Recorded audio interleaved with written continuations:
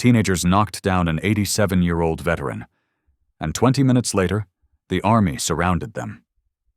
At first, it was just a game to them, a cruel joke on a frail old man walking down the street. But what they didn't know was that this helpless stranger was no ordinary man. He was a living legend, one who bled for his country, who held the line when no one else could. As the video of their assault spreads like wildfire, justice doesn't just come from the police. It comes with Humvees, soldiers, and a name that shakes the military to its core. Who was the man they knocked down? And why did an entire army rise in his defense? Your reactions remind me why these stories matter. If you still believe in the quiet power of love, justice, and truth, then you're part of the reason I keep sharing them. The autumn sun cast long shadows across downtown Springfield's brick sidewalks as 4 teenagers strolled past the small businesses lining Main Street. Their designer clothes and casual swagger marked them as outsiders in this working-class neighborhood, but they moved with the confidence of those who had never known real consequences. Brett Sullivan led the group, his perfectly styled blonde hair catching the late afternoon light. He wore an expensive leather jacket that probably cost more than what most Springfield residents made in a month. His trademark smirk played across his face as he scanned the street for entertainment. "God, this place is so dead," Brett complained, kicking an empty soda can across the sidewalk. "Why'd we even come downtown? There's nothing to do here." Tyler Nash walked beside him, one hand perpetually gripping his latest model smartphone. "Maybe we'll find something worth posting," he said, already recording their aimless wandering. "Your last prank video got like 5,000 views." Connor Hayes cracked his knuckles, his stocky frame and aggressive posture causing an elderly couple to cross to the other side of the street. "Yeah, but we need something better than just messing with store displays. That's kid stuff." The boys had grown up together in Hillcrest, Springfield's wealthiest neighborhood. Their parents all moved in the same social circles, country club memberships, charity galas, and board positions at major companies. More importantly, they had the connections to make problems disappear when their sons got into trouble. "Remember when Connor broke that window at the mall?" Tyler laughed, zooming his camera in on his friend's face. "Your dad had that sorted out before the cops even filed the report." Connor grinned. "Yeah, turns out the store manager's kid needed help getting into private school. Dad made a few calls, and suddenly nobody cared about a stupid window anymore." Brett stopped walking and leaned against the storefront, looking bored. "My father says it's all about knowing the right people. Last month when I got caught racing on Parker Road, he just called Judge Matthews. They play golf together. The ticket disappeared like magic." The others nodded appreciatively. They'd all benefited from similar parental interventions over the years.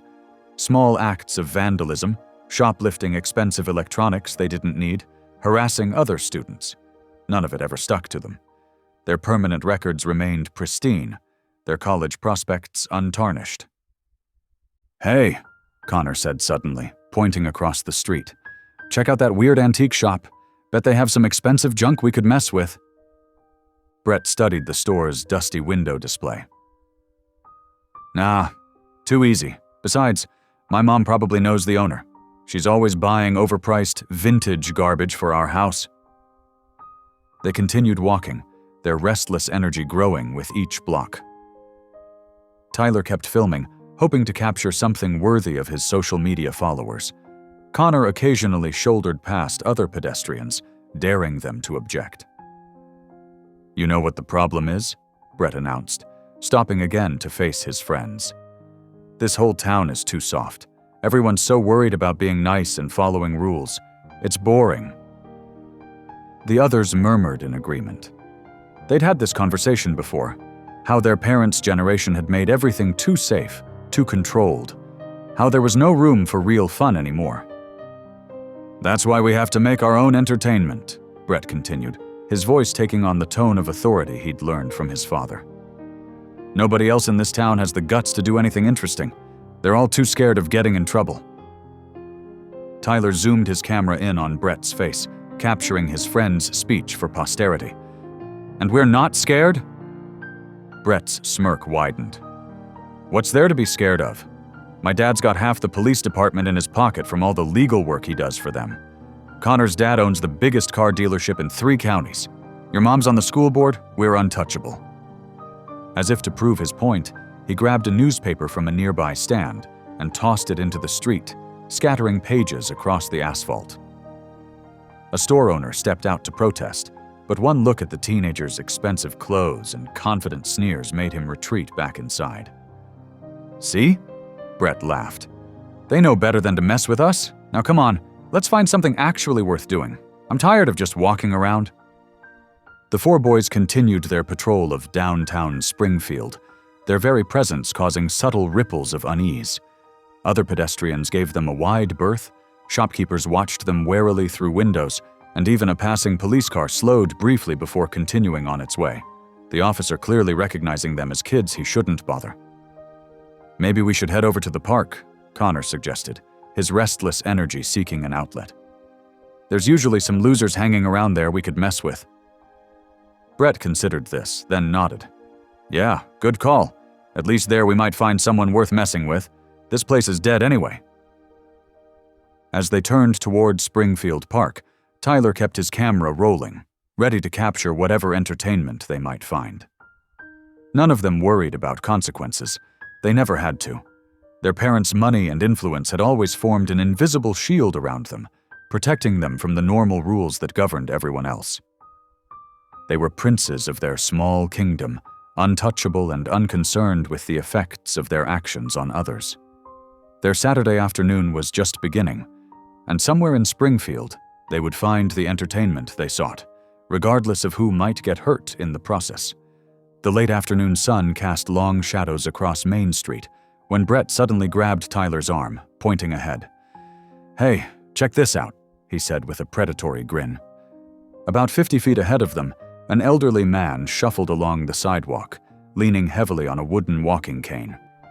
He carried 2 plastic grocery bags that seemed to weigh him down even further. His silver hair caught the sunlight as he made his way forward with careful, measured steps. "Look at this old-timer," Brett sneered, already moving closer. "Taking up the whole sidewalk with his turtle walk." Tyler raised his phone, camera already recording. "Should be good for some views," he muttered, following Brett's lead. The old man, Harold Hank Kowalski, though the boys didn't know his name yet, continued his slow journey, completely unaware of the teenagers now trailing behind him. His weathered hands gripped both his cane and the grocery bags, knuckles white with effort. "Hey, Grandpa!" Brett called out, his voice carrying a cruel edge. "The retirement home's the other way." Hank didn't react, either not hearing or choosing to ignore the taunt. He just kept moving forward, one careful step at a time. Connor and Drew flanked Brett, feeding off their leader's growing meanness. "Maybe he's lost," Connor suggested loudly. "Should we call the senior center to come pick him up?" The boys closed the distance, their expensive sneakers easily catching up to Hank's measured pace. Tyler kept filming, making sure to capture every moment of what was unfolding. "Seriously, old-timer," Brett said, now walking right behind Hank. "Why don't you just get one of those motor scooters? You're blocking up the whole sidewalk with this slow-motion act." Hank finally acknowledged their presence, turning his head slightly. His face remained composed, dignified despite the harassment. "Excuse me," he said quietly, trying to move closer to the building to let them pass. But passing wasn't what Brett had in mind. He matched Hank's pace, staying right behind him. "What's that?" "Couldn't hear you over all that shuffling. You need to speak up, Gramps." "Yeah," Drew chimed in, circling around to Hank's other side. "All these old-timers are deaf as posts, taking up space, can't hear, can't walk right." Tyler zoomed in on Hank's face, catching the slight tightening around his eyes, the only visible sign that the cruel words were reaching him. The old man kept his gaze forward, maintaining his steady pace. "What's in the bags, Pops?" Connor asked, moving closer. "Your weekly supply of prune juice?" Brett laughed, the sound sharp and ugly. "Probably Depends and denture cream. That's all these fossils ever buy." Hank's grip on his cane tightened, but he didn't rise to their bait. His silence seemed to irritate Brett, who stepped even closer. "Hey, I'm talking to you, old-timer," Brett said, his voice taking on a harder edge. "It's rude to ignore people. Didn't they teach you manners back in the Stone Age?" Tyler's camera caught everything.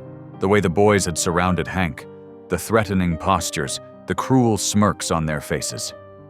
The elderly man was completely boxed in now, but still maintained his dignity. "Come on, Gramps," Drew taunted, matching Hank's slow steps in an exaggerated parody. "Pick up the pace. Some of us have places to be today." "Maybe he needs a push," Connor suggested with a nasty grin. "You know, to help him along." Brett moved right up behind Hank, close enough that the old man could surely feel his presence. "What do you say, old-timer? Want some help moving faster?" Through it all, Hank kept walking, his face set in lines of quiet endurance. His cane tapped steadily against the sidewalk. Tap, tap, tap, marking each careful step forward. "Look at him, trying to pretend we don't exist," Brett said, his voice growing louder. "Probably thinks he's better than us, right, Gramps? Some big shot from back in your day?" Tyler adjusted his camera angle, making sure to capture both the boys' aggressive posturing and their target's vulnerable position. The contrast was stark. 4 healthy teenagers surrounding one elderly man who could barely walk. "Bet he spends all day at the VFW, boring everyone with stories about the good old days," Connor mocked, noticing a small pin on Hank's jacket lapel. "When men were men, right, Pops?" "Yeah, back when dinosaurs roamed the earth," Drew added with a laugh. "Must have been exciting watching them from your front porch." The harassment continued as they moved down the street, the boys growing bolder with each step. They matched Hank's pace perfectly now, creating a moving cage around him. Their voices grew louder, their comments crueler, their presence more threatening. Brett moved even closer, nearly stepping on Hank's heels. "Seriously though, old-timer, don't you think it's time to clear the sidewalk for people who can actually walk? You're kind of a hazard out here." Tyler's phone captured it all. The intimidation, the mockery, the subtle but clear threat in their positions and voices. The afternoon sun cast their shadows ahead of them on the pavement, 4 tall figures looming over one stooped form in their midst. "What do you say, guys?" Brett asked his friends, but loud enough for Hank to hear. "Should we help Grandpa get where he's going a little faster? You know, be good citizens and all that?" The other boys laughed, moving in even closer. Tyler kept his camera steady, recording every moment as they closed ranks around the vulnerable elderly man, their intentions growing clearer with each passing second. "Move it, Grandpa!" Brett shouted, deliberately bumping into Hank from behind. The old man stumbled slightly but managed to keep his balance, his cane scraping against the concrete. "Yeah, we've got places to be," Connor added, crowding even closer. "Can't spend all day watching you crawl down the street." Hank stopped walking. Slowly, carefully, he turned to face the teenagers. Despite their towering presence, he held himself with quiet dignity. His weathered face remained calm as he looked Brett in the eye. "Young man," Hank said softly but clearly, "I ask that you and your friends please leave me alone." Brett's face twisted into an ugly sneer. The old man's composure seemed to anger him even more. "Oh, now he wants to talk! Did you hear that, guys? Grandpa's giving us orders!" The other boys laughed, moving in closer. Tyler kept his phone steady, recording every moment. "Who do you think you are?" Brett demanded, stepping right into Hank's personal space. "Some kind of tough guy?" Connor circled around to Hank's side, eyeing the grocery bags the old man still clutched.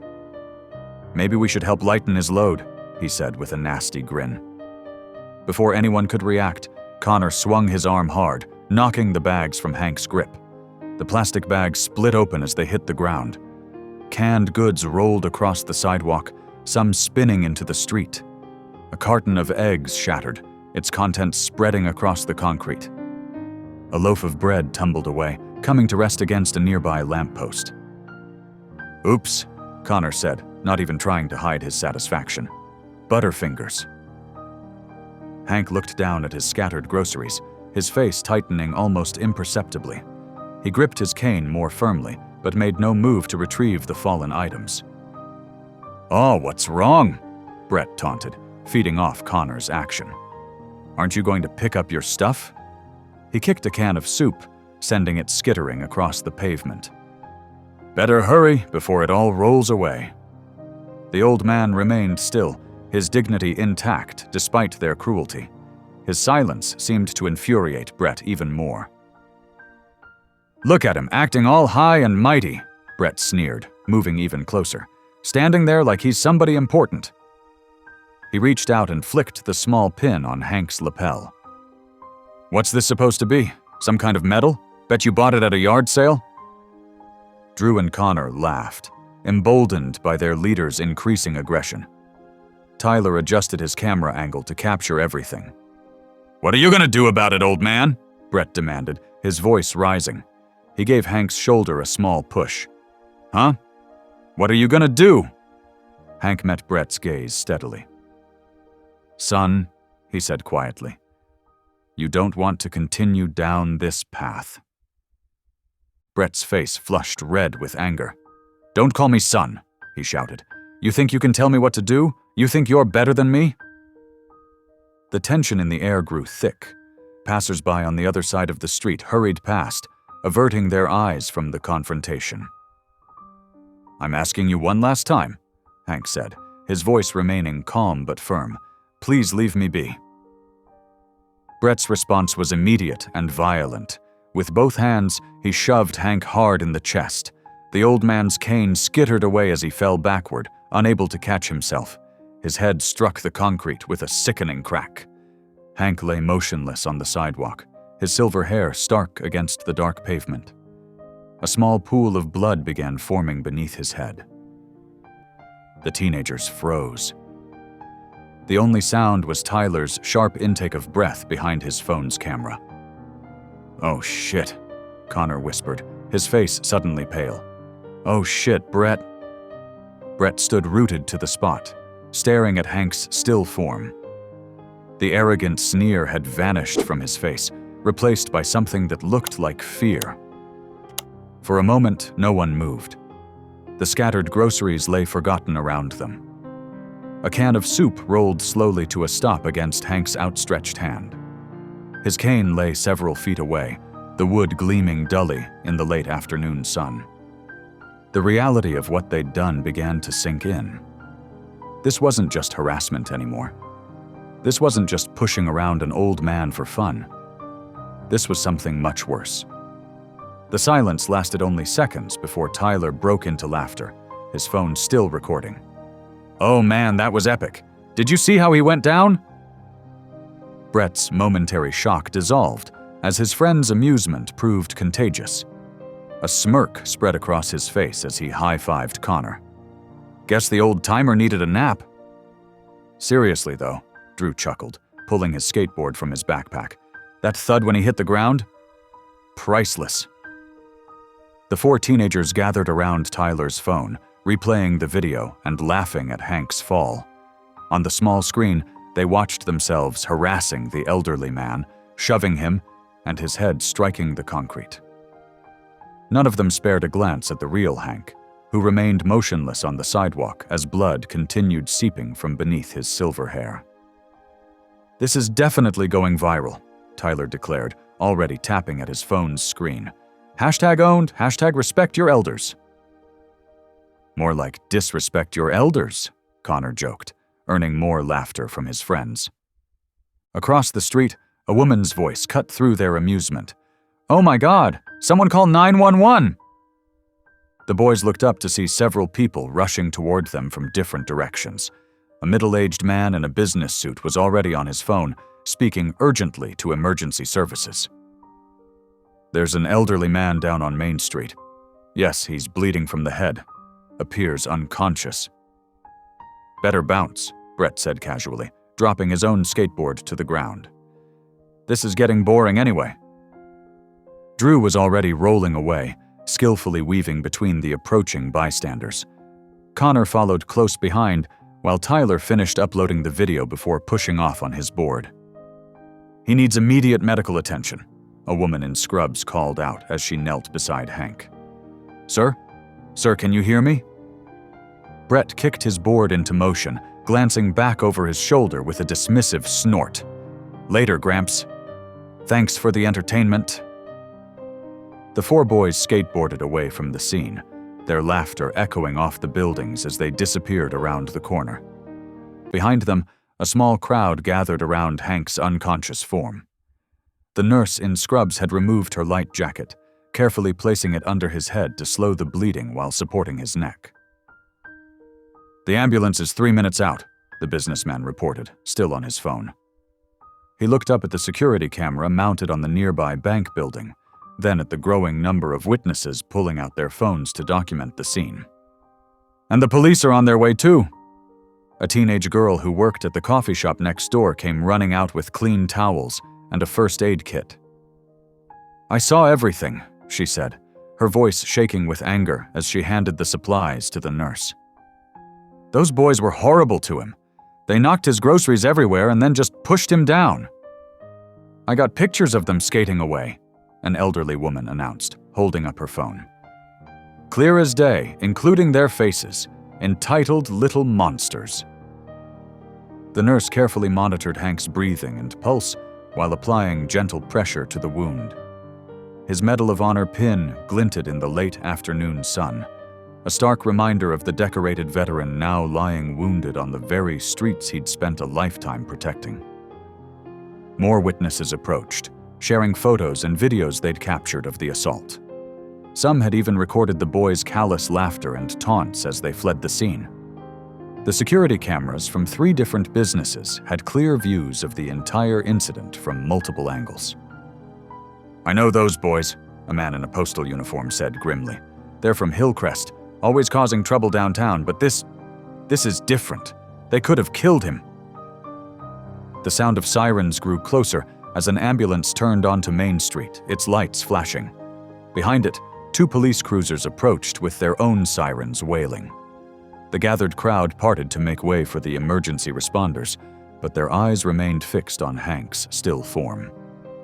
The scattered groceries lay forgotten around him, the broken eggs, the dented cans, the squashed loaf of bread. His walking cane rested several feet away, where it had skittered during his fall. These simple items, meant for a quiet evening at home, now served as evidence markers in what could become a criminal investigation. As paramedics rushed forward with their equipment, the nurse gave them a quick report. "Patient is unresponsive but breathing. Sustained head trauma from a fall after being assaulted. Pulse is steady but weak.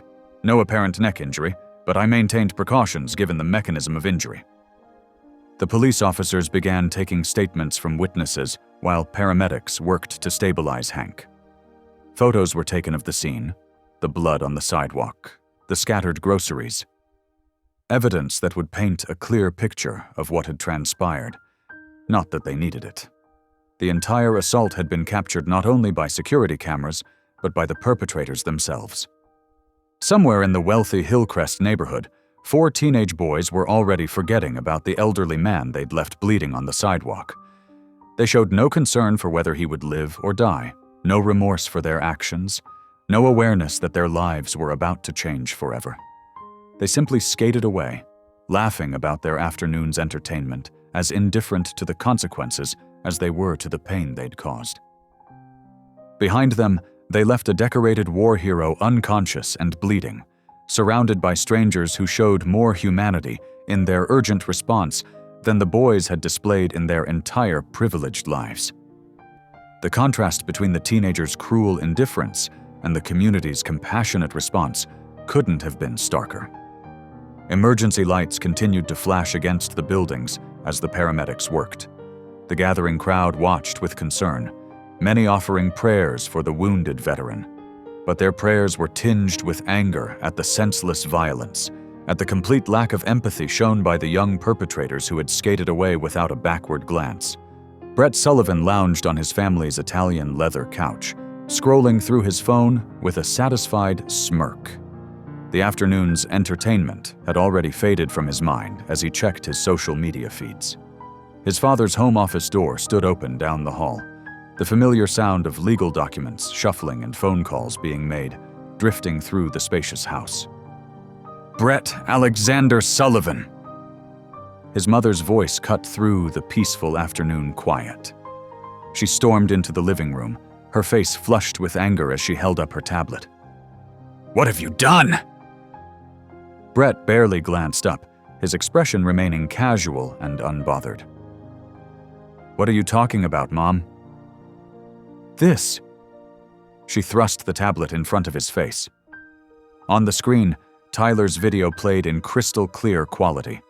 Their taunting voices, Hank's dignified request for them to stop, the violent shove, the sickening thud of his head hitting concrete. It's everywhere, all over Facebook, Twitter, the local news websites.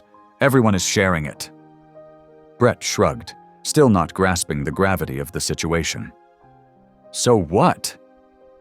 "It's just some stupid video. Dad can handle it, like he always does." "Handle it?" His mother's voice rose higher. "Brett, do you have any idea what you've done? That man you assaulted is Harold Kowalski, a decorated war veteran. He's 87 years old, and he's in critical condition at Springfield General Hospital." "Mom, calm down." Brett rolled his eyes, his privileged confidence remaining unshaken. "It's not like we meant to hurt him that bad. Besides, Dad's firm deals with way bigger stuff than this all the time." His mother's tablet pinged with another notification. She looked down, her face growing even paler. "The police have already identified all 4 of you. There are security camera videos from 3 different angles. People who witnessed it are coming forward with statements. They're calling for arrests." Brett sat up straighter, but his smirk remained. "So? Dad will make some calls, grease some wheels. That's what he does, right? Remember when I wrapped Connor's dad's car around that tree last summer? Or that time we got caught spray painting the elementary school? Nothing ever sticks to us. This is different." His mother thrust her tablet at him again, showing him the trending hashtags. Number Justice for Hank, number Arrest, them now number Hillcrest Thugs. "The public is furious. There are thousands of comments. People are calling the police station demanding action. They're contacting the news stations." Brett scrolled through some of the comments, his arrogant expression finally wavering slightly as he read the public's reactions. "These privileged monsters need to face real consequences. That poor veteran survived a war only to be attacked by cowardly teenagers. Lock them up. No more rich kid passes." But Brett's momentary doubt quickly hardened back into entitled defensiveness. "Whatever. They can't touch us. We live in Hillcrest. Dad's firm represents half the judges in the county. This will blow over like everything else." His mother sank onto the couch, shaking her head in disbelief at her son's callousness. "Your father's connections can't make viral videos disappear, Brett. They can't erase security camera footage or silence hundreds of witnesses. This isn't some minor vandalism or traffic incident. You attacked an elderly man, a veteran with a Purple Heart and Medal of Honor. He could die." "He's not going to die," Brett scoffed, though a tiny flicker of uncertainty crossed his face. "He just fell down. People are being dramatic." Another notification pinged. His mother read it and gasped.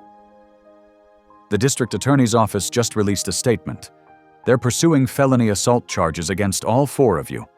They're calling it a potential hate crime against the elderly." "A hate crime?" Brett laughed, but it sounded hollow now. "That's ridiculous. Dad will—" "Your father can't fix this." His mother cut him off, tears of frustration in her eyes. "The whole city is watching. The veterans groups are involved. Every news station wants to interview Mr. Kowalski's family. Your father's firm is already getting calls from angry clients, threatening to take their business elsewhere if they try to defend you." Brett's phone buzzed with incoming messages from his friends. Tyler's text read, "Dude, my parents are freaking out. The video has like 50,000 shares already." Connor had written, "My dad says this is really bad. Like, actually serious this time."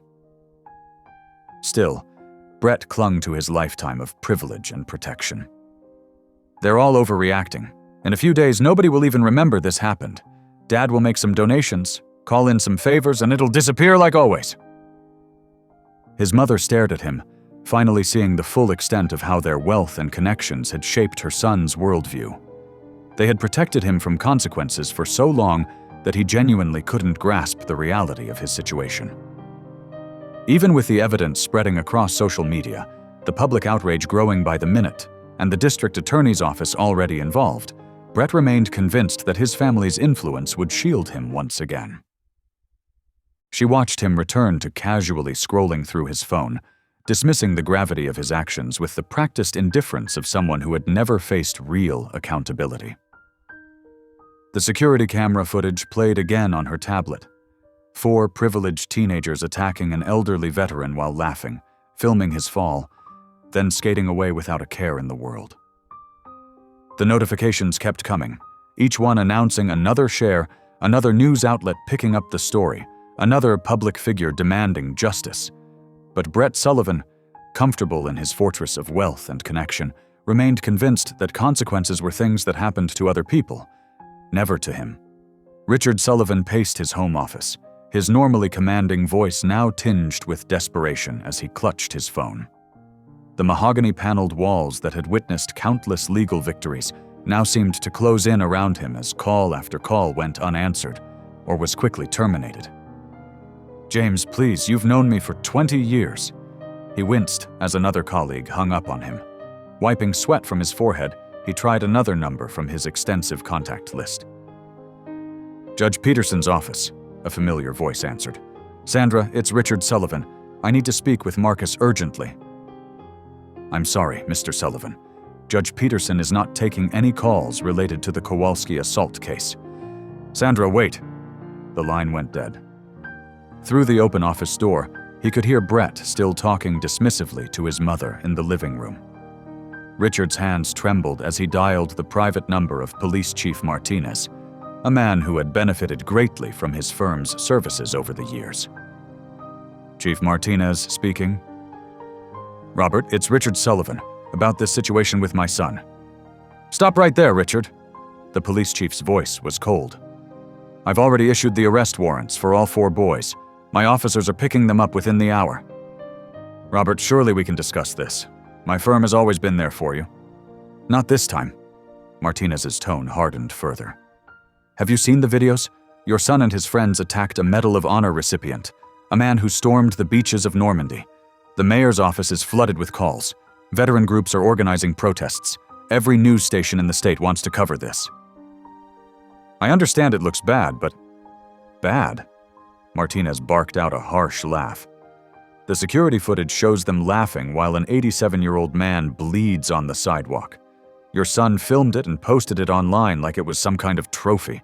No amount of legal maneuvering or political donations can make this go away. The call ended abruptly. Richard slumped into his leather chair, loosening his tie as panic set in. His computer screen showed dozens of unread emails, clients threatening to leave the firm, colleagues distancing themselves, reporters requesting comments. The local news websites all featured the same damning headlines. "Wealthy teens attack elderly war hero." "Veterans demand justice for brutal assault." Social media outrage as victim fights for life. His office door burst open as his wife rushed in, her face pale. "Richard, Channel 4 is parked outside. There are protesters gathering at the end of our street."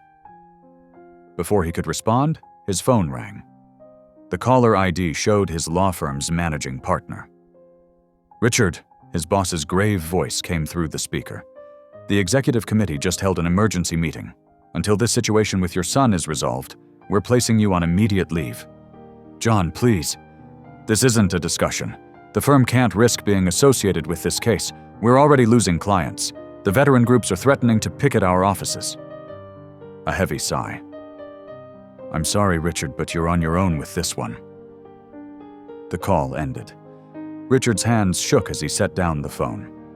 Through his office window, he could see news vans arriving, their satellite dishes extending skyward. His phone buzzed again. A text from Connor Hayes' father. "Police just took Connor. They're heading to your house next." "Brett!" Richard shouted, surging to his feet. "Get in here now!" Brett sauntered into the office, though his usual swagger had diminished slightly. "What's up, Dad? You got this handled, right?" Richard grabbed his son's shoulders. "Listen to me very carefully. Everything is not fine. Every judge I know is refusing to take my calls. The police chief just issued arrest warrants. My own law firm has cut me off." Brett's smug expression finally cracked. But you always fix things. What about all your connections?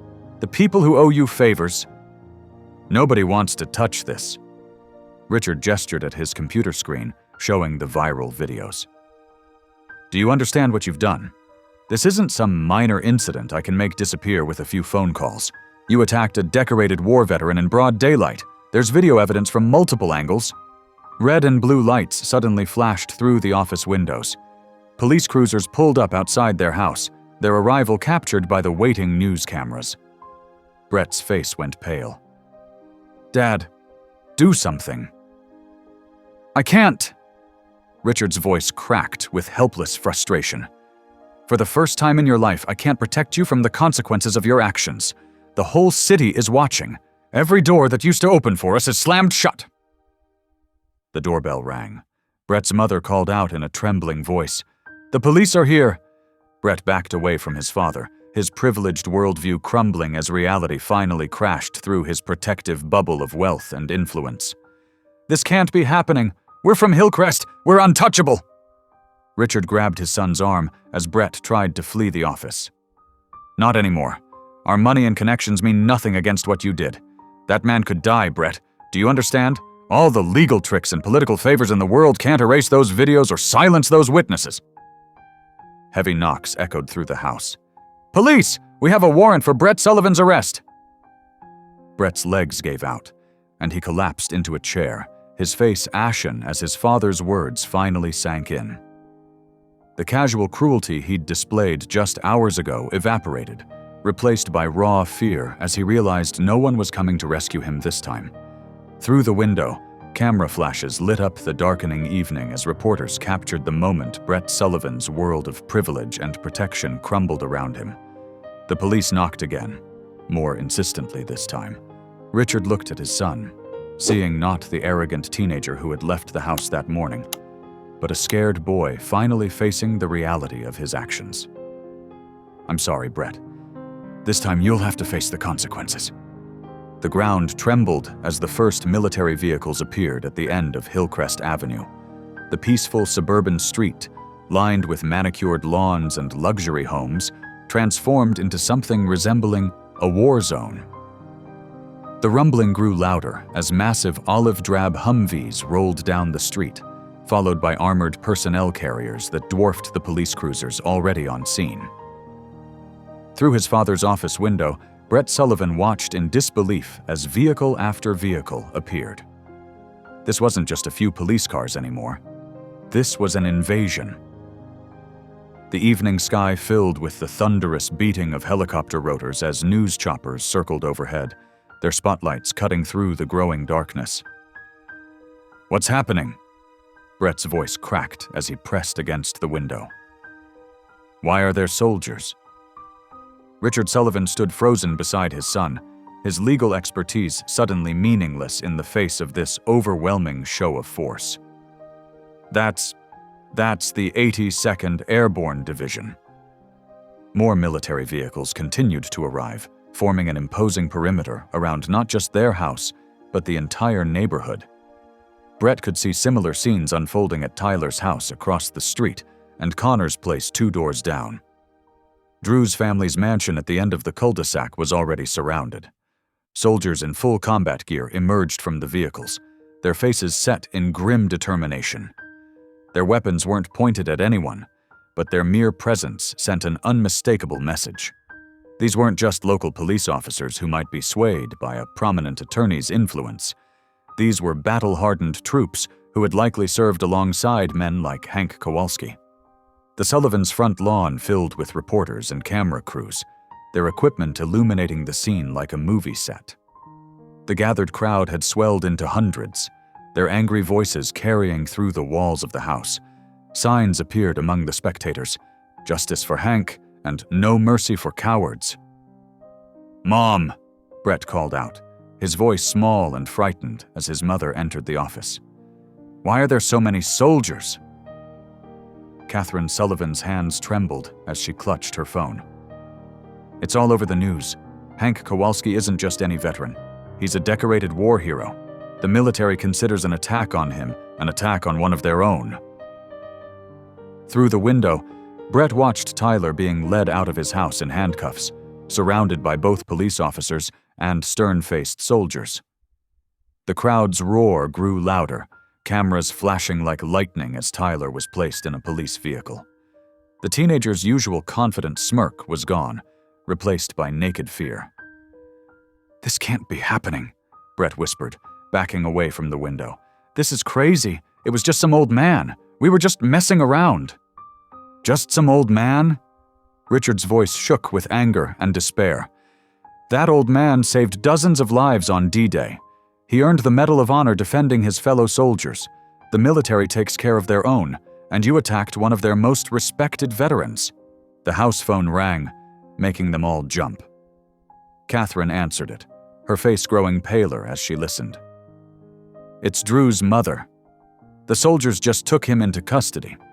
She says they're treating this like a terrorist attack against a national hero." Brett's legs gave out, and he slumped to the floor, his entire world crumbling around him. Through the window, he could see Connor being escorted out of his house next door, surrounded by the same overwhelming show of force. The military presence seemed to grow by the minute, with more vehicles arriving and creating an impenetrable barrier around the neighborhood. A voice boomed through a megaphone outside. "Brett Sullivan, this is Colonel James Martinez of the 82nd Airborne Division. Exit the house immediately with your hands visible. This is your only warning." The commanding voice cut through Brett's last remnants of denial.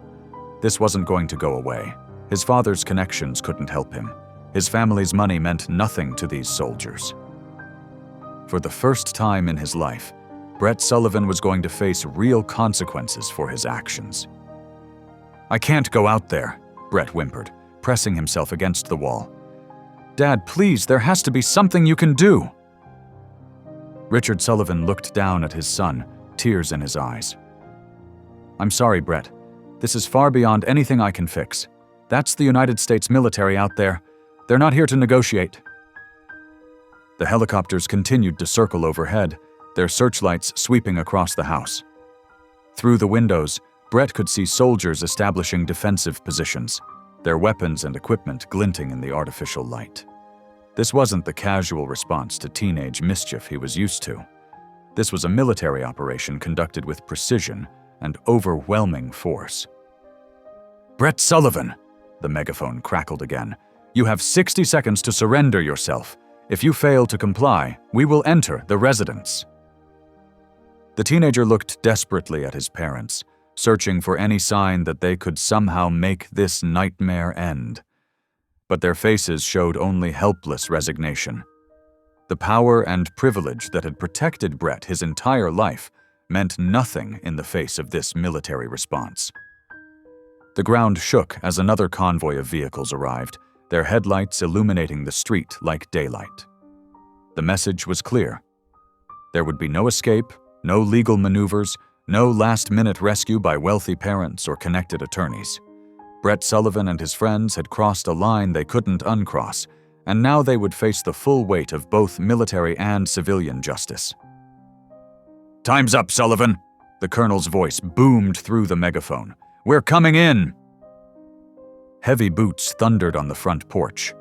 Brett Sullivan, who had spent his whole life believing he was untouchable, curled into a ball and began to cry as the door burst open. Colonel Mika Mitchell strode into the Sullivans' living room, her combat boots echoing against the hardwood floor. Her decorated uniform and stern demeanor commanded instant attention. Behind her, a squad of soldiers maintained a protective formation, their faces etched with barely contained anger.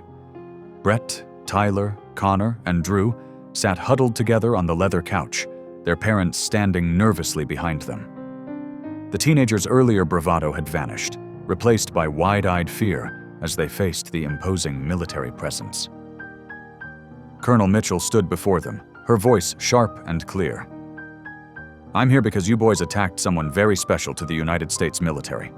The old man you assaulted isn't just any veteran. That was Medal of Honor recipient Harold Iron Hank Kowalski." The name fell like a thunderbolt in the quiet room. Several of the soldiers straightened even more rigidly at its mention, their expressions hardening further. Brett's father let out an audible gasp, his legal experience telling him exactly how serious this situation had become. "For those of you who don't know," Colonel Mitchell continued, her eyes boring into each teenager in turn, "the Medal of Honor is our nation's highest military decoration. It's awarded for conspicuous gallantry and intrepidity at the risk of life above and beyond the call of duty. Hank earned his at the Battle of Heartbreak Ridge in Korea." She pulled out her tablet and held up a black and white photograph. It showed a young, strong-looking soldier carrying 2 wounded men across a battlefield, determination etched on his face despite the chaos around him. That's Hank Kowalski in 1951. While under heavy enemy fire, he made 3 trips across open ground to rescue wounded comrades.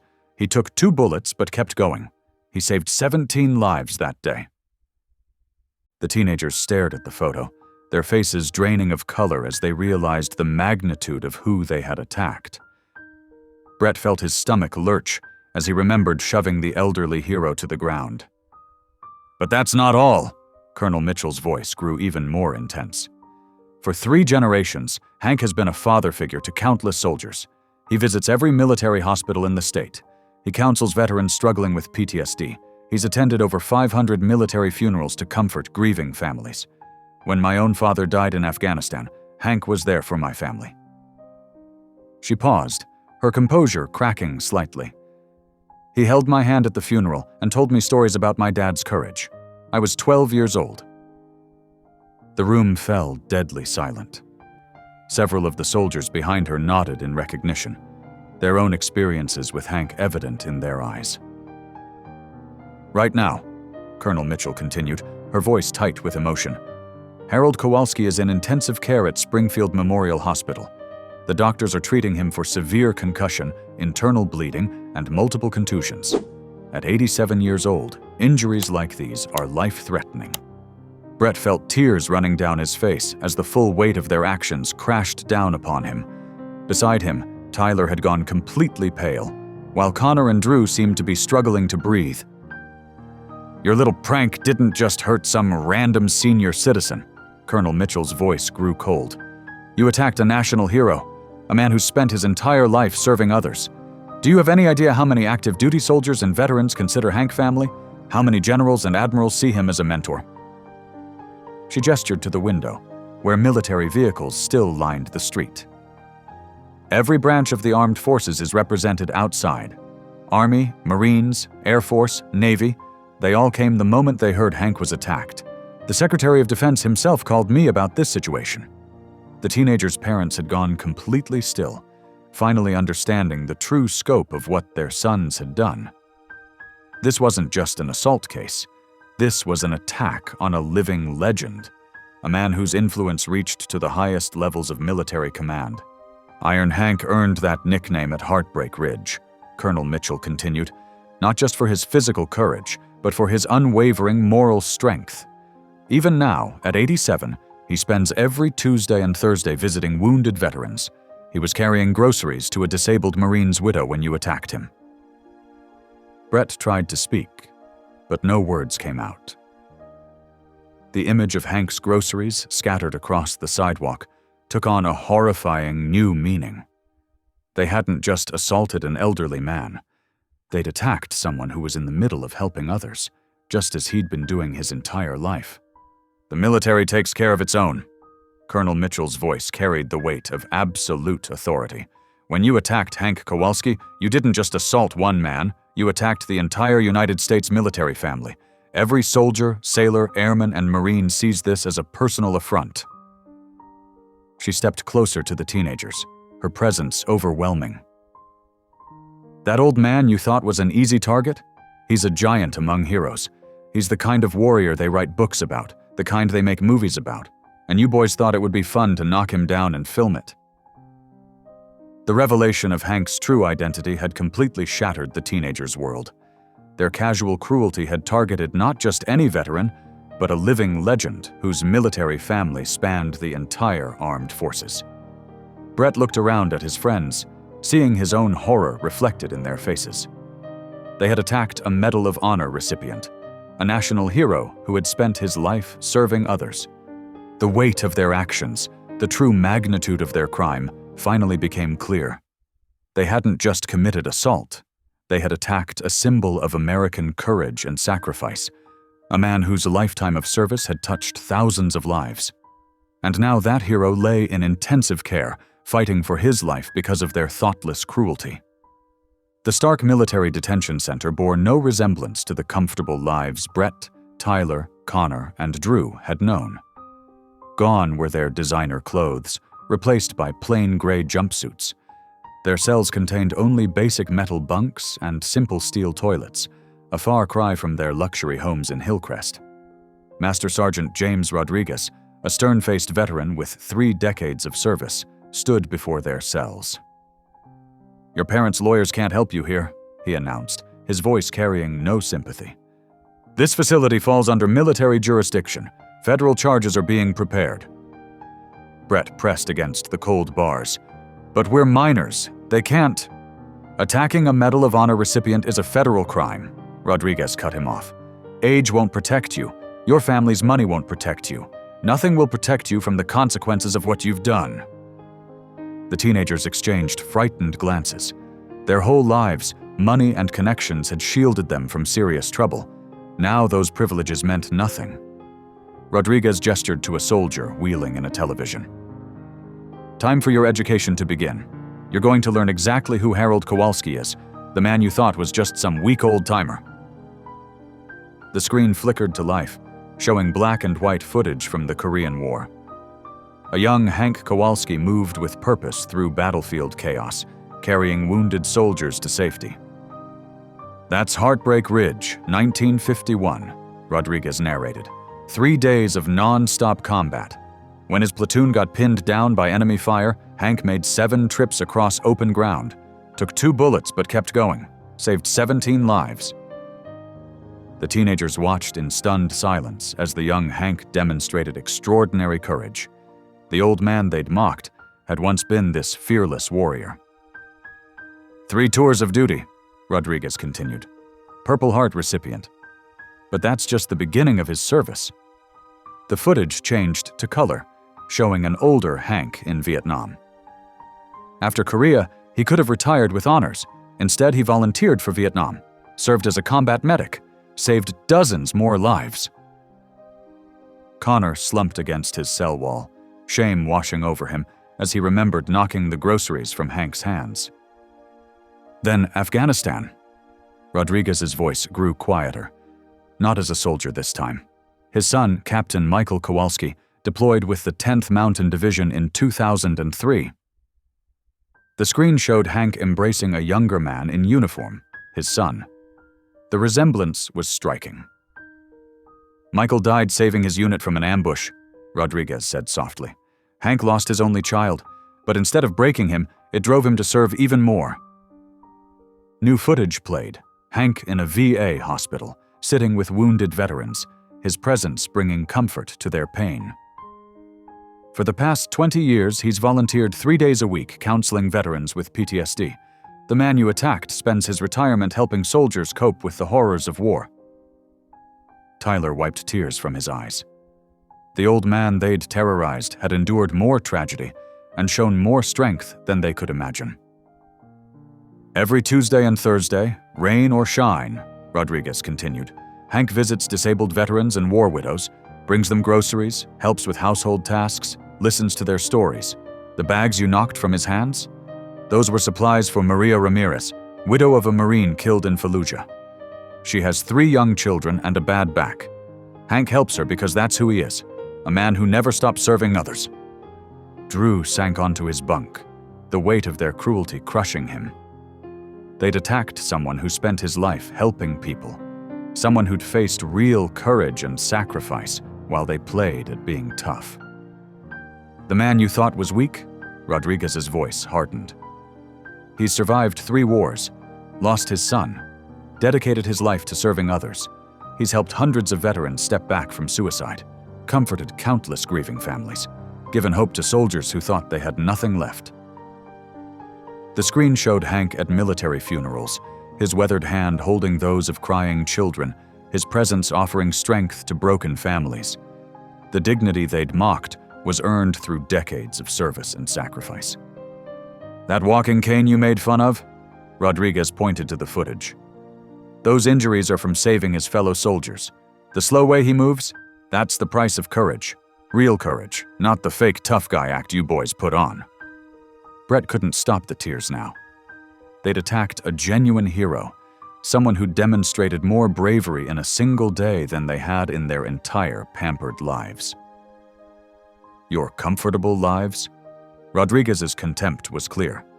Your fancy houses and expensive cars? All of that is possible because of men like Hank Kowalski, men who bled and died so you could live in peace and prosperity. And how did you repay that sacrifice? By attacking an 87-year-old veteran who was trying to help a widow in need.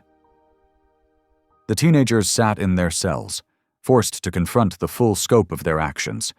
The man they'd dismissed as a weak old-timer had survived wars, lost his son, and still found the strength to spend his retirement serving others.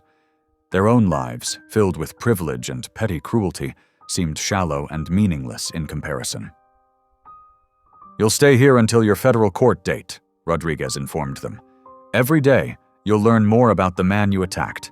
Every day, you'll be reminded of the true meaning of courage and service. And maybe, just maybe, you'll start to understand the magnitude of what you've done. The television continued playing images of Hank's lifetime of service. The young soldier carrying wounded comrades, the grieving father honoring his fallen son, the elderly volunteer bringing comfort to veterans and their families.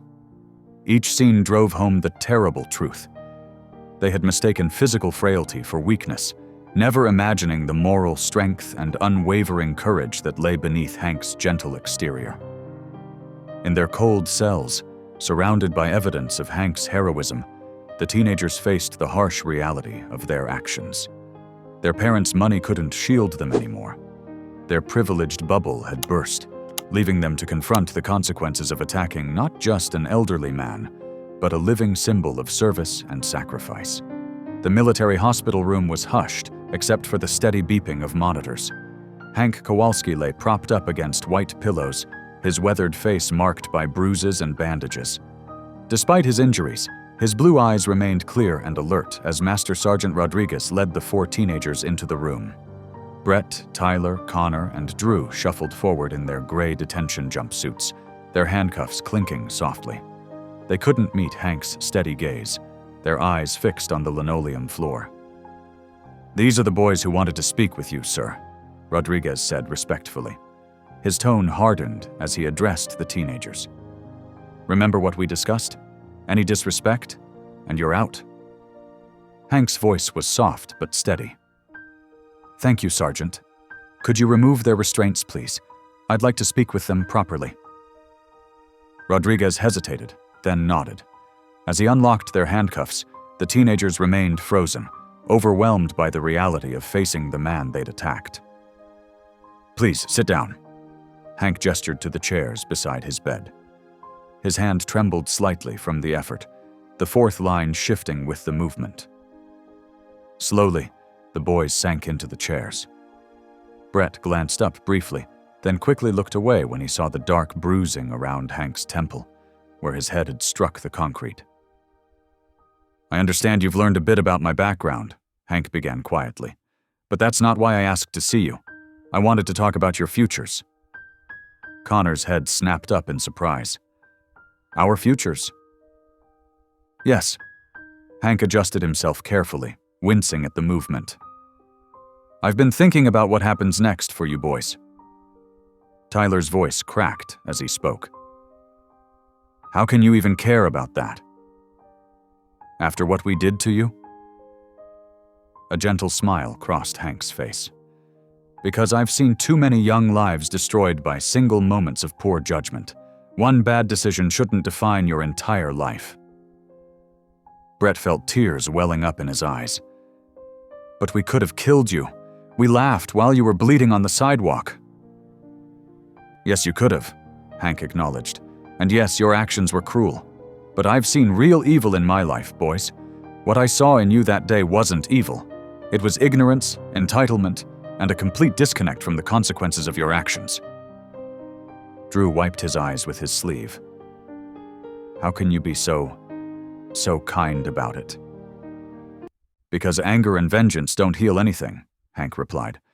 I learned that lesson watching too many young soldiers destroyed by hatred. The real challenge isn't in hurting others. It's in finding the strength to break cycles of cruelty.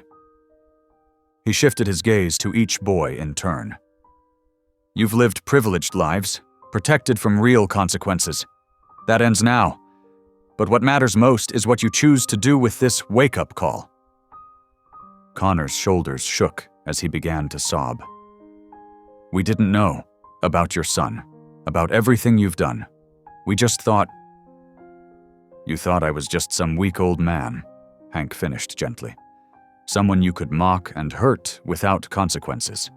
An easy target for your amusement. The teenagers flinched at hearing their cruelty described so plainly. But now you know that strength isn't about physical power or the ability to hurt others, Hank continued. Real strength, real courage, is about standing up for what's right, even when it's difficult. It's about serving others, even when it costs you something. Brett finally found his voice. How do we even begin to make up for what we did? You start by taking full responsibility for your actions, Hank said firmly. No excuses, no trying to minimize what happened. Accept the consequences of your choices. He paused, gathering his strength before continuing. Then, you do the hard work of becoming better men than you were that day on the sidewalk. You learn empathy. You find ways to serve others. You earn back the right to look at yourselves in the mirror. Tyler's voice was barely a whisper.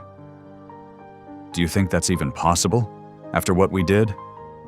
I know it is, Hank replied with quiet conviction, because I've counseled hundreds of young veterans who thought they could never come back from the things they'd done. But they did, by facing their actions honestly and choosing to live differently. The room fell silent except for the soft beeping of monitors.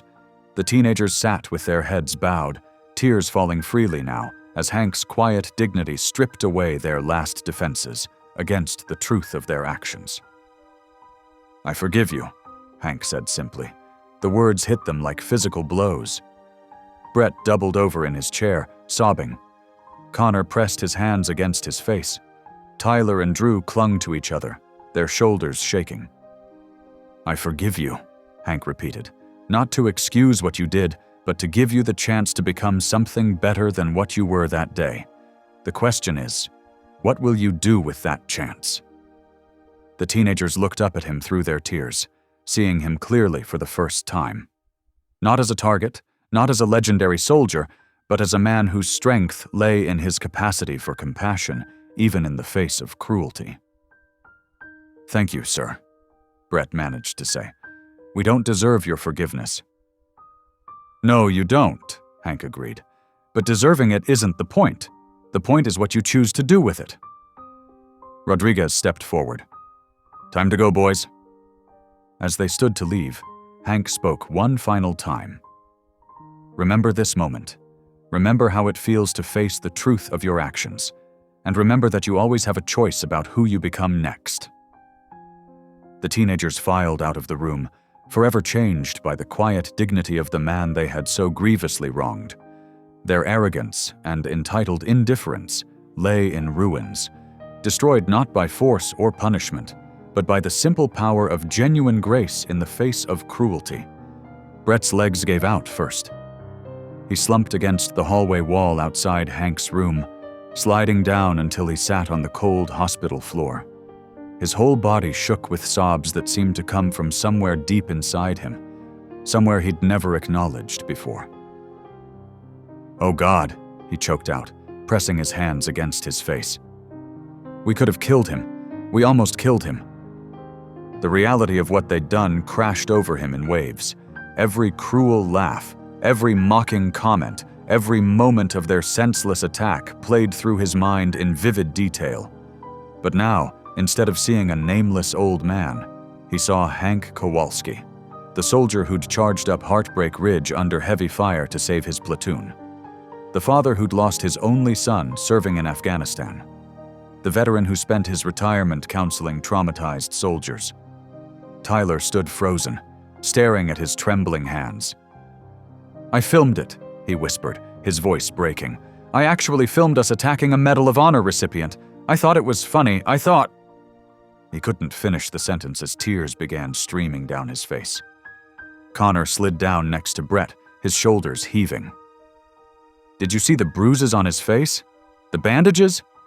We did that. We did that to someone who survived 3 tours of duty. Someone who spends his life helping others." "We're the bad guys," Drew said suddenly, his face pale with realization.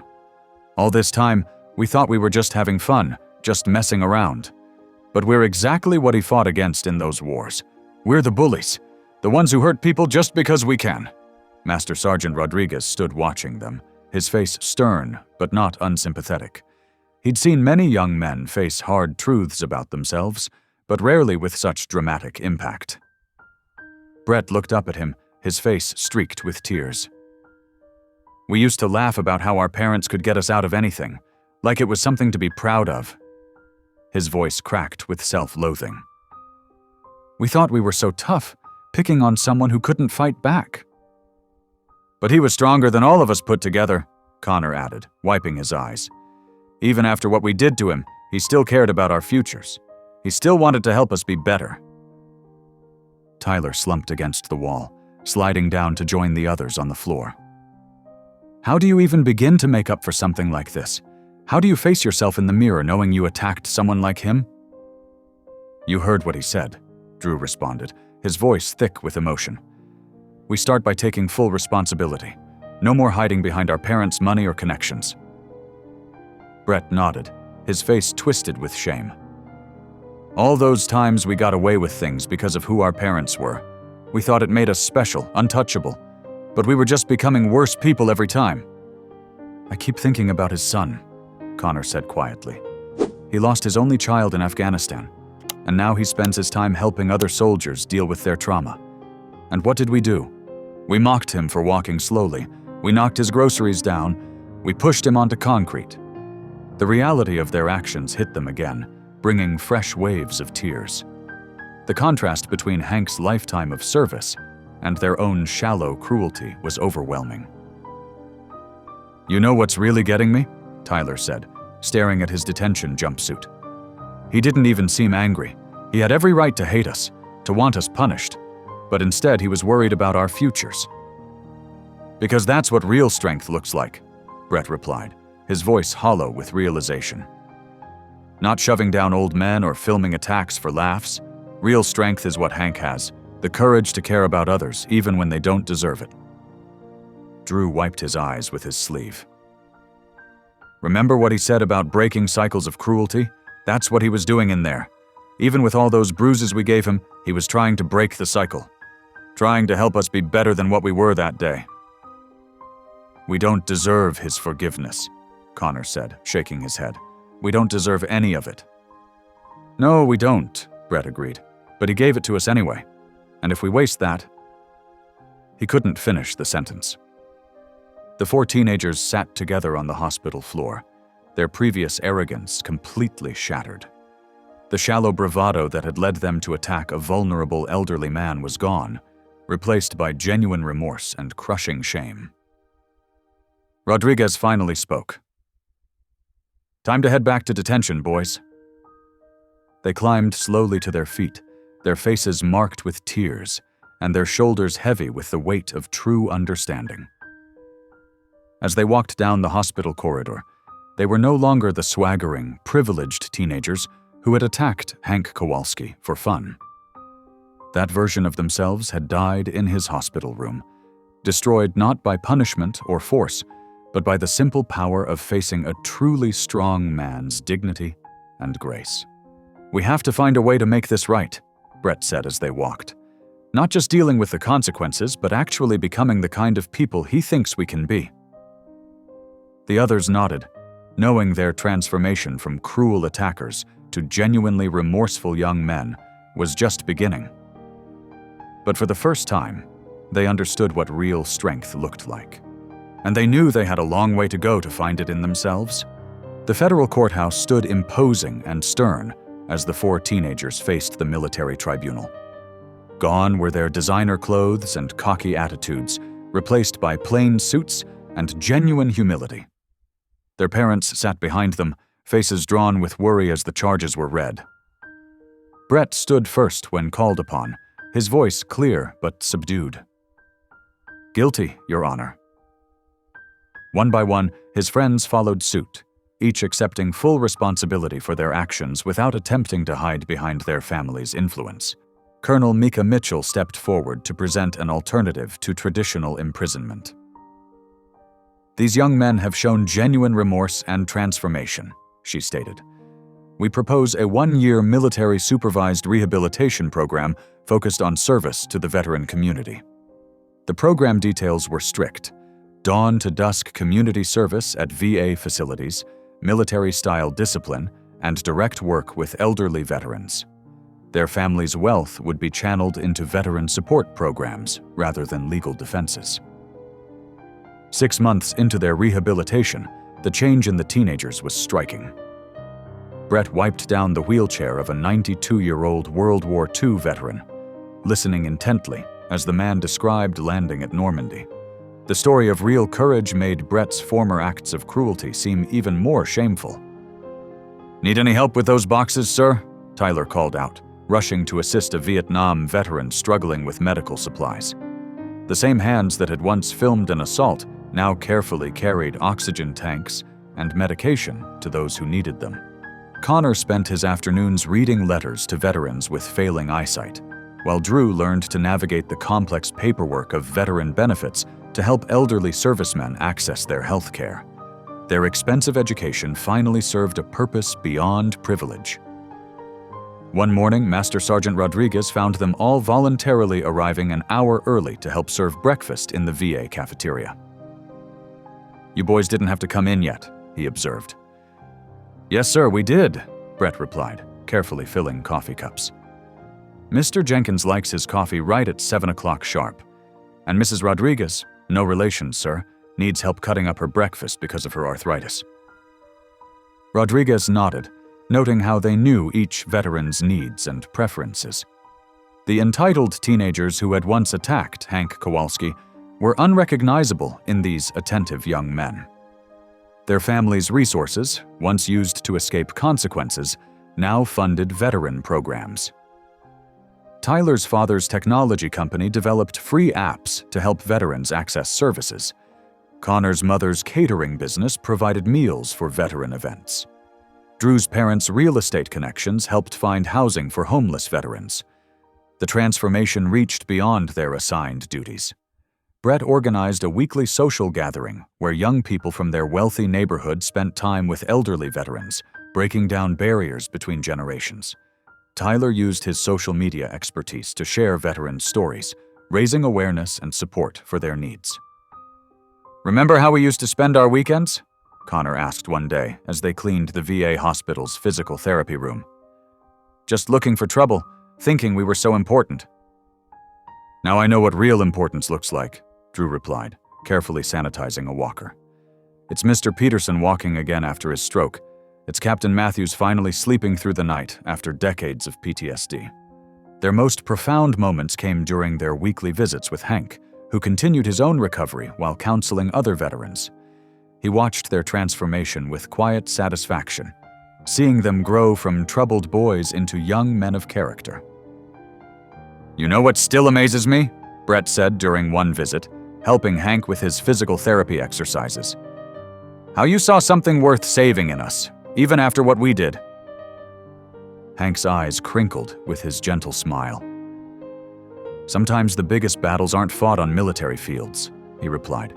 "They're fought in the human heart, between who we are and who we could be."